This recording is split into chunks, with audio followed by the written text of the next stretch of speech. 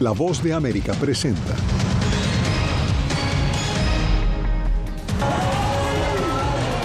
Júbilo en Siria en el primer viernes de rezo. Oración y celebración inundan las calles en la nueva era post-Assad. El secretario de Estado Antony Blinken y Turquía acuerdan acciones conjuntas para evitar el resurgir del Estado Islámico en Siria.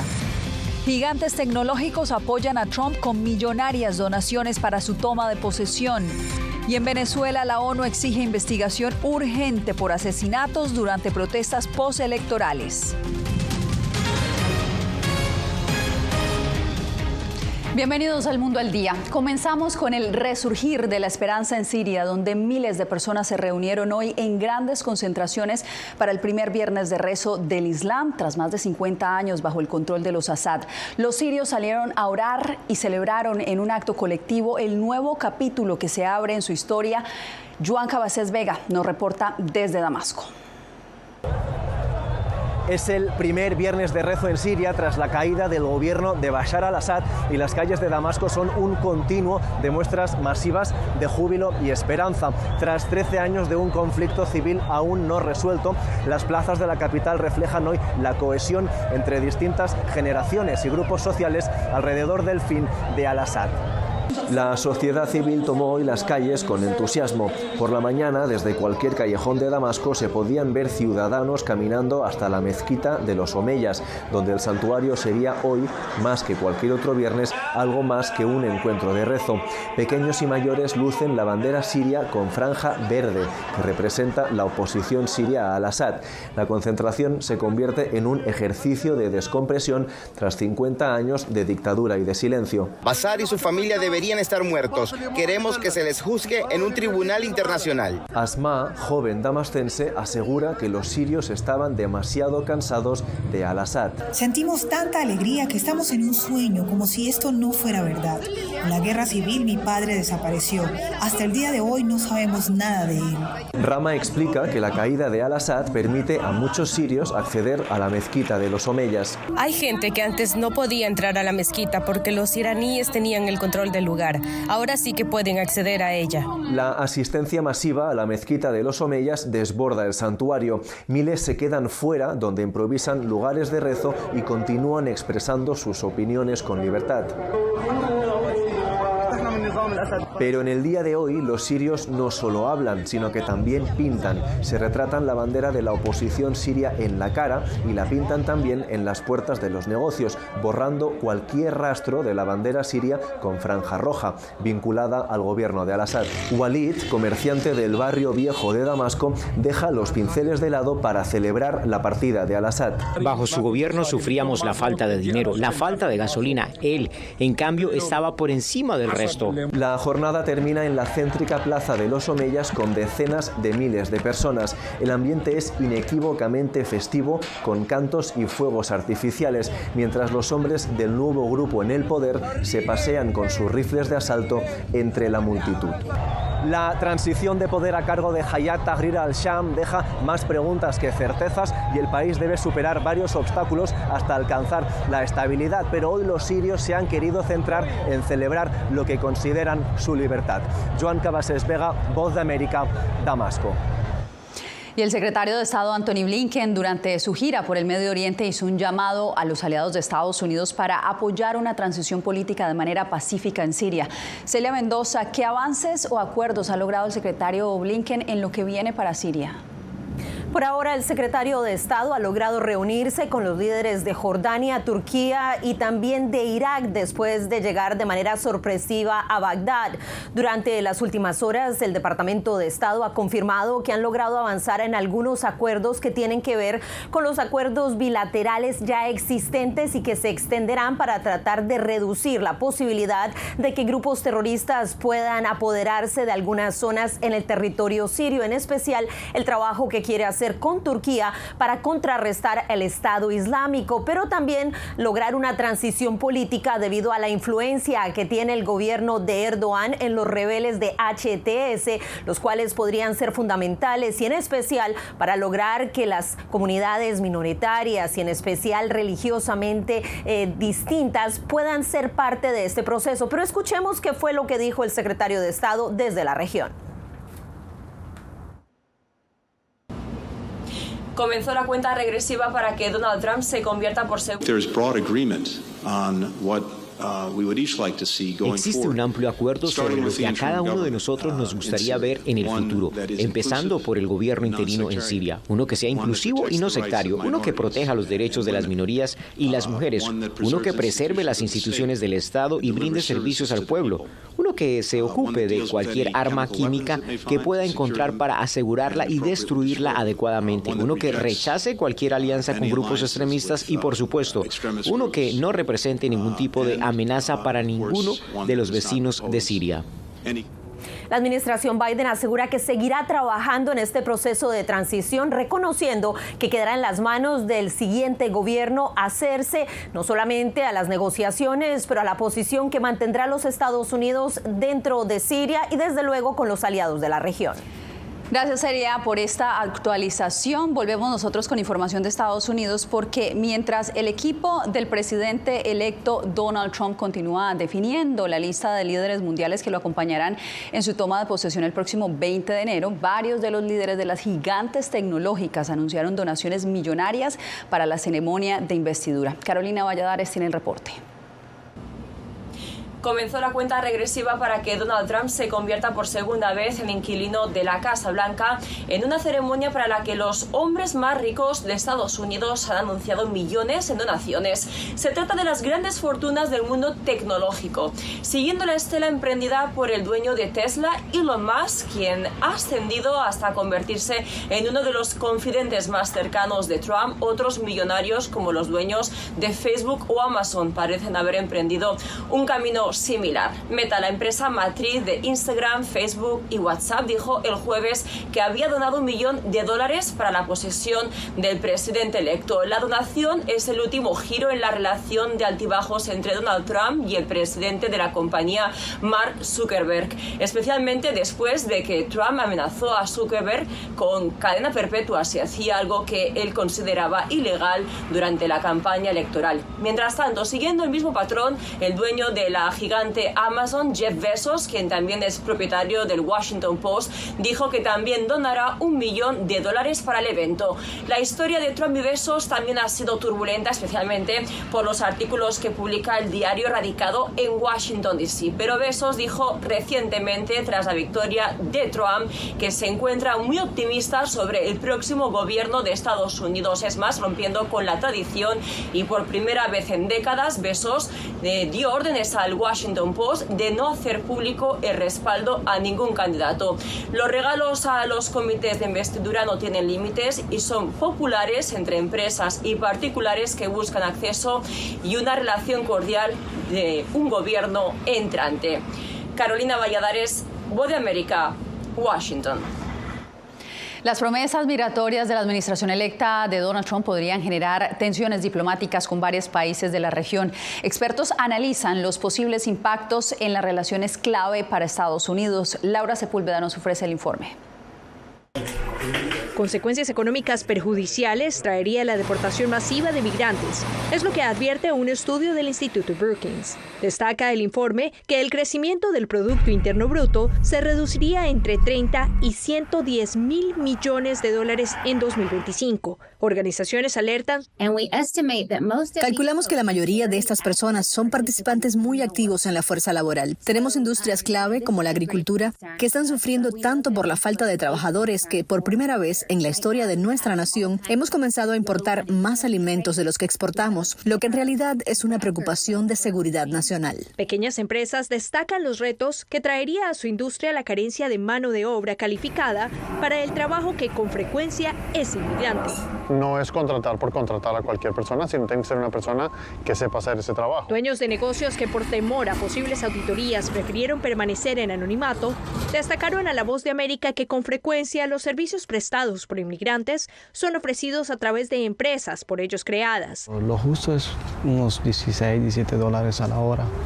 Ahí en la compañía donde yo estoy, pues solo gano 15 y manejando. Pese a estos pronósticos, simpatizantes de las promesas de deportación a personas indocumentadas destacan en cambio un beneficio para ciudadanos estadounidenses.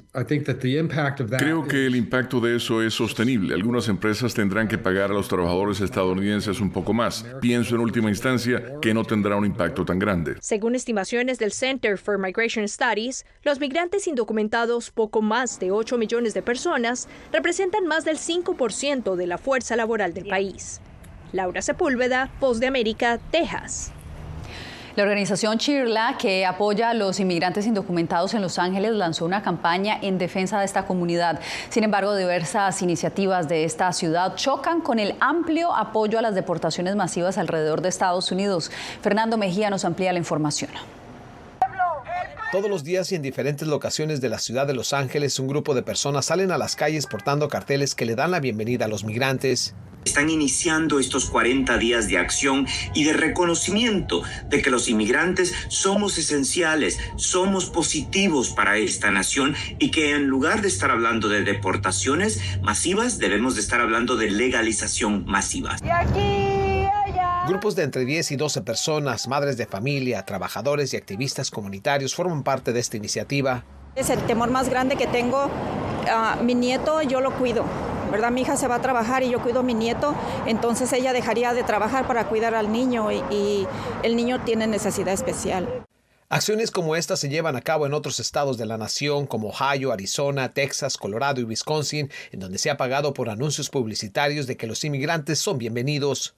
Me parece muy interesante y gracias por las personas que se toman el tiempo para ver por nosotros los inmigrantes.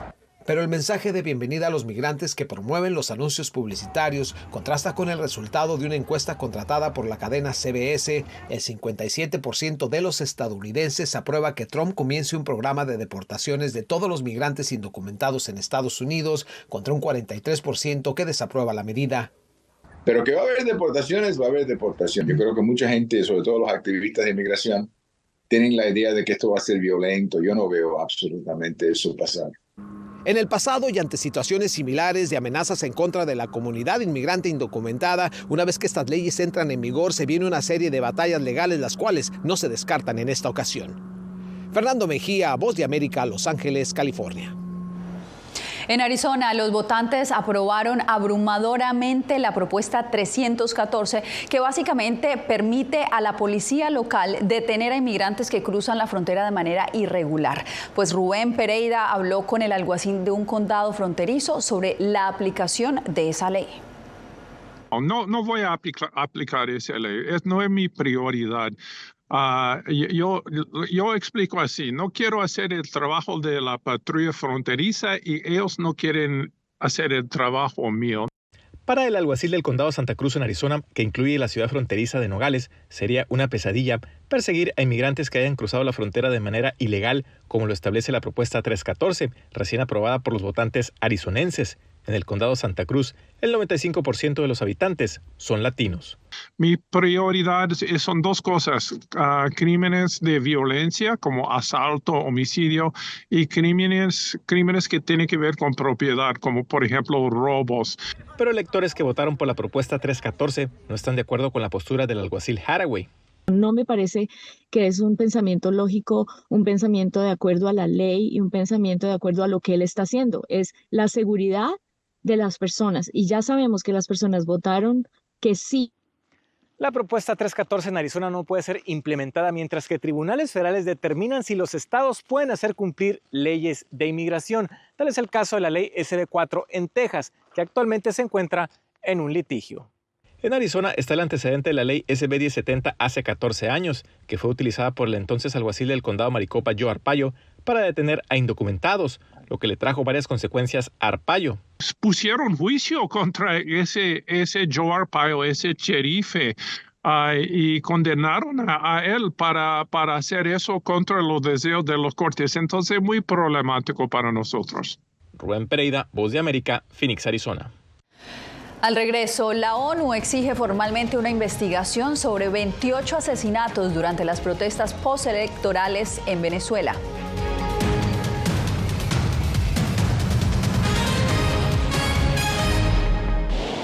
Algo he aprendido estos últimos años y es el darme cuenta de que nosotros podemos planear todo, pero que la vida tiene cosas para vos que no te imaginas. Me duele porque estoy aquí por ese país que hoy me quitaron. Yo siempre he dicho que la libertad está en la mente. Y el hecho de que tu cuerpo esté en un lugar no significa que no sos libre. Siempre me sentí libre, incluso estando presa me sentí más libre, porque pude darme cuenta que si estaba ahí es porque realmente he elegido qué hacer con mi vida. Soy Claudia Saldaña, corresponsal de La Voz de América en El Salvador. Ejercer el periodismo es un desafío que crece constantemente frente a la complejidad del escenario político de mi país. Presentar todas las voces, todos los ángulos y el contexto nos permite ofrecer a ustedes, nuestras audiencias, un panorama más completo de nuestra realidad. La imparcialidad está en el ADN de la VOA y me siento orgullosa de ser parte de este gran equipo de profesionales que demostramos cada día por qué la prensa libre importa. Llenó de orgullo a su nación conquistando títulos alrededor del mundo.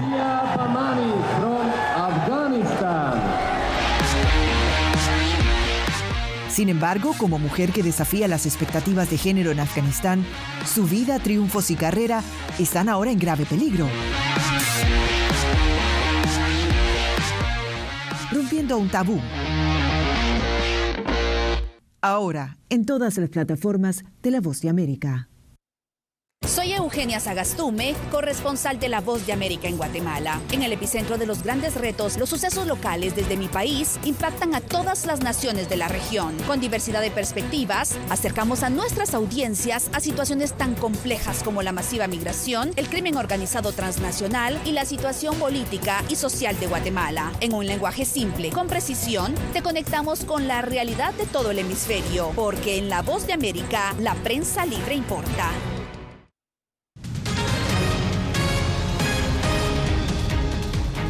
El jefe de los derechos humanos de la ONU, Volker Turk, exigió este viernes una investigación urgente y efectiva sobre al menos 28 asesinatos ocurridos durante las protestas en Venezuela tras las elecciones presidenciales. Álvaro Algarra nos amplía. El alto comisionado para los derechos humanos de la ONU, Volker Turk, durante la actualización sobre la situación en Venezuela presentada ante el Consejo de Derechos Humanos de Naciones Unidas, confirmó la detención de unas 2.000 personas en el contexto de las protestas postelectorales, de las que alrededor de un centenar han sido puestas en libertad de forma condicionada. Examinando lo ocurrido durante los últimos meses, sigo profundamente preocupado por el uso desproporcionado de la fuerza y la violencia durante las protestas postelectorales de julio y agosto. La actualización de Turk fue rechazada en el turno de réplica por el embajador venezolano ante la ONU en Ginebra, Alexander Yáñez, quien aseguró que posiciones como la del alto comisionado afectan a la credibilidad del sistema de Naciones Unidas y en particular del sistema de derechos humanos. Venir nuevamente aquí a presentar información de prensa, redes sociales y narrativas interesadas de sectores de la oposición fascista de Venezuela, apoyada y financiada por Estados Unidos y la Unión Europea, comprometen la objetividad. El representante para la Unión Europea, Pierre Minard, expresó su rechazo ante lo que considera la disminución del espacio cívico tras las elecciones. Las autoridades deben poner fin a la represión, al uso excesivo de la fuerza, al acoso contra miembros de la oposición y la sociedad civil y levantar las restricciones sobre las ONGs. El responsable de la Oficina de la ONU para los Derechos Humanos expresó además su preocupación por las denuncias de posibles desapariciones forzadas y maltrato. Álvaro Algarra, Voz de América, Caracas. En un esfuerzo por reducir tensiones con Canadá y el gobierno entrante de Trump, México intensifica sus medidas contra el contrabando de productos provenientes de China. Miguel Ángel Boiso nos informa desde México. La amenaza de Trump de imponer aranceles del 25% y los reclamos de Canadá a México, acusando al país de ser la puerta trasera de China para enviar productos a Estados Unidos, acusación que México rechaza, ha llevado a los empresarios a pensar en reducir la dependencia en los componentes que importan del país asiático. Aquí se abre la oportunidad para el comercio local que fabrique sus productos con materia prima mexicana y que no tiene ese arancel que va a subir un 20%. Esa ha sido la insistencia de la presidenta de México a los empresarios. Nosotros tenemos un plan con el objetivo de sustituir esas importaciones que vienen de China y la mayor parte producirlas en México, sea con empresas mexicanas o con empresas principalmente de Norteamérica. Algunos empresarios temen que el aumento de las importaciones de México desde China, que se han duplicado desde 2020, refuercen los argumentos de Trump para imponer aranceles más allá del argumento del flujo migratorio. Con estos aranceles, Trump está tratando de repatriar sobre todo a la industria automotriz y por otro lado está evitando la llegada de más productos de marcas de origen asiático a su país. El gobierno de México ha reforzado los operativos en diferentes plazas comerciales contra la venta de mercancía irregular de origen asiático, particularmente de China. Es una visita de inspección a partir de una denuncia que presentaron varias empresas en contra de productos de piratería en 3 locales de la plaza de Izazaga 89. Finalmente es una alteración y un ataque a las empresas establecidas, al sector formal, en materia textil, en materia de juguete. Con operativos en contra de mercancía de procedencia asiática y el impulso de componentes locales, México busca aliviar tensiones ante el cambio de gobierno de Estados Unidos. Miguel Ángel Boiso, Voz de América, Ciudad de México. Hacemos una breve pausa y ya regresamos. Poder recuperar la libertad de prensa. Periodismo, la prensa libre importa. Una producción especial de La Voz de América. Se ejerció esta profesión con mucho miedo. Disponible en vozdeamerica.com.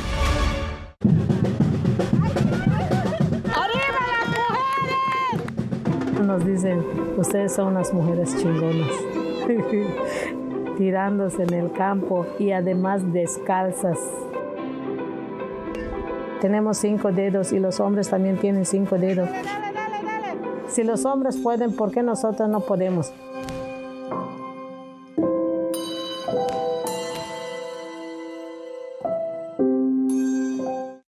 Soy Belén Mora, periodista de La Voz de América. Como reportera y presentadora tengo la responsabilidad de acercarles las historias que se generan en Washington y que impactan tu entorno cercano.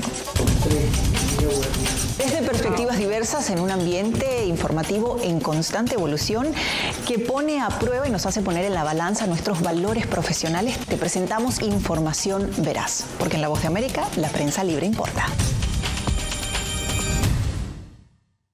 Hace un año fueron despojadas de todo en su tierra, pero lejos de silenciar su talento, desde su exilio obligado sus notas musicales ahora se escuchan en todo el mundo. La Voz de América presenta Sinfonía de Coraje. La odisea para huir de la persecución talibán en Afganistán de las 2 últimas integrantes del Instituto Nacional de Música que permanecían en ese país. En todas las plataformas de La Voz de América. Hasta la fecha hay 96 periodistas asesinados. Periodismo, la prensa libre importa. Una coproducción de La Voz de América y BTV. El tema que más nos convoca es el tema de la violencia. Disponible en vozdeamerica.com.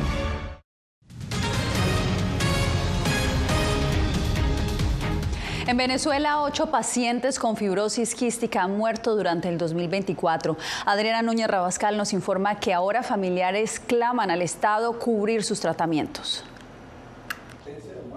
Nuestros hijos tienen una sentencia de muerte en Venezuela sin medicamento. Así resume esta madre el temor con el que viven familiares de pacientes con fibrosis quística en Venezuela. Y cuando mi hija entra en paro respiratorio, no había un respirador mecánico para poder entubar a mi hija y que mi hija viviera. Porque en un hospital no había los recursos para tratarla. Inclusive yo vendiendo todo lo que tengo en mi casa, mi televisor, mi aire acondicionado, mis muebles, todo lo que tenía, no pude hacer que mi hija viviera. Su otra hija también padece esta enfermedad. Esa es la única salida que tenemos muchos padres, irnos, dejar todo atrás, irte a otro país para que tu hijo pueda vivir. La fibrosis quística amerita cuidados diarios, exámenes periódicos y un tratamiento de por vida, pues es una enfermedad genética que afecta pulmones y sistema digestivo. Aquí pasamos los $3,000 en medicamentos si queremos tener a nuestros hijos con todos y cada uno de los medicamentos. O sea, pasamos, ¿qué bolsillo aguanta $3,000 mensuales sin contar la comida?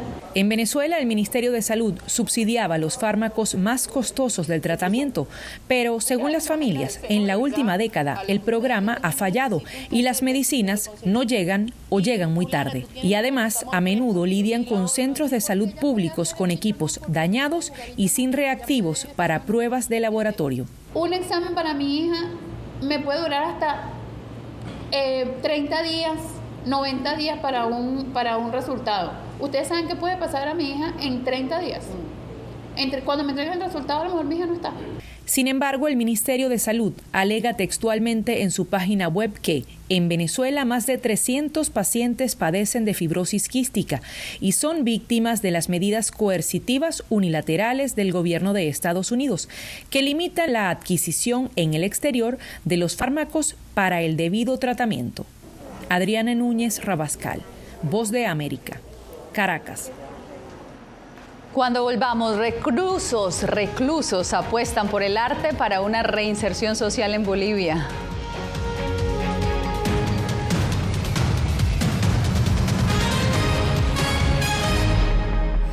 No he visto un peligro en la libertad de prensa. Periodismo, La Prensa Libre Importa, una coproducción de La Voz de América y Telefuturo. El problema que se va acentuando se llama libertad de expresión. Disponible en vozdeamerica.com. Mama te ruba. Ну, теперь не давай Боже. Еще этого испытай. Какие разрушения на Украине, кошмар. Там была ракета. Ракета или бомба?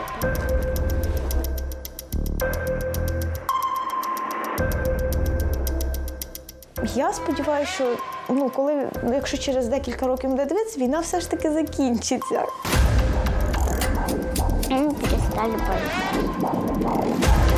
Ми свою молодість не повернемо.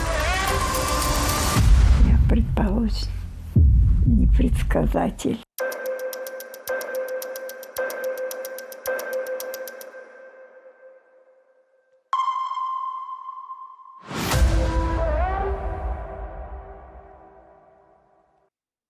Soy Fabiola Chambi, corresponsal de La Voz de América en Bolivia. Retratar la complejidad de mi país para una audiencia internacional le ha dado una nueva perspectiva a mi labor como periodista. Desde esa mirada descubro en el día a día que el trabajo que realizo en La Voz de América me ha permitido dar vida a los valores del periodismo profesional. Aquel que les informa a ustedes, nuestras audiencias, con balance, precisión y profundidad. Porque en La Voz de América, la prensa libre importa.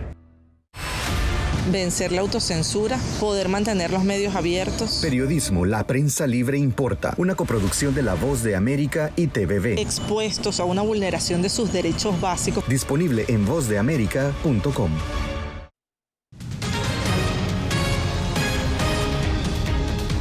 Desde la cárcel, reclusos en Bolivia encuentran una oportunidad para reinsertarse a la sociedad con una creativa propuesta. Fabiola Chambi nos cuenta de qué se trata.